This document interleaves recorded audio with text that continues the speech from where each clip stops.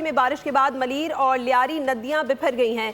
سیلابی صورتحال، ہر طرف پانی ہی پانی ہے۔ نشتر بستی میں 100 سے زائد گھروں کو شدید نقصان پہنچا ہے، جس سے قیمتی سامان تباہ ہو گیا ہے، جبکہ آپ کو یہ بھی بتائیں کہ لیاری ندی بپھرنے سے قریبی آبادی زیر آب آئی ہے۔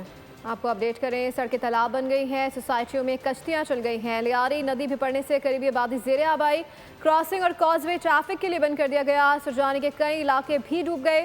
برساتی پانی گھروں اور مساجدوں میں داخل ہو گیا۔ شہریوں نے محفوظ ٹھکانوں کے لیے نقل مکانی بھی شروع کر دی ہے۔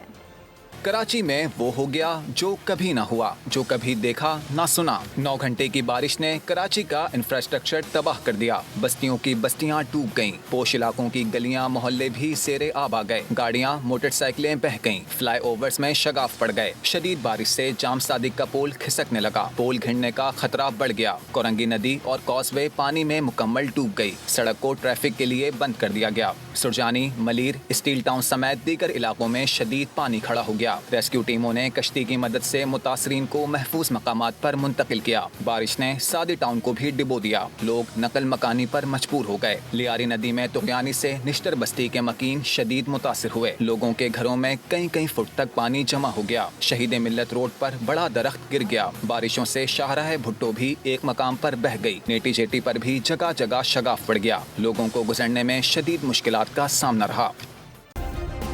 سبسکرائب کریں اور بیل دبائیں تاکہ کوئی خبر رہ نہ جائے۔